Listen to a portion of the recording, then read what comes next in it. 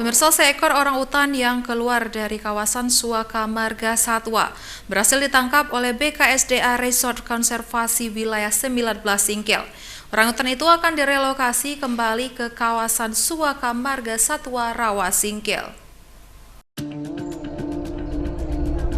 Seekor orang utan berkeliaran di Desa Kayu Menang, Kecamatan Singkil, Kabupaten Aceh Singkil, dan mencuri perhatian warga setempat karena dinilai meresahkan warga. Berdasarkan informasi warga, petugas Balai Konservasi Sumber Daya Alam Resort Konservasi Wilayah 19 Singkil turun ke lapangan melakukan pengecekan. Kepala Resort Konservasi Wilayah 19 Singkil, Sutino, mengatakan tim bersama petugas Resort Singkil dan Mitra Orang Utan Informasi Center atau OIC melakukan evakuasi seekor orang utan. Petugas kemudian menangkap orang utan dengan cara melakukan penembakan bius. Setelah berhasil menangkap orang utan, petugas akan melakukan relokasi ke kawasan Suaka Marga Satwa Rawa Singkil. Dari Kabupaten Aceh Singkil, Suparman Munce, iNews melaporkan.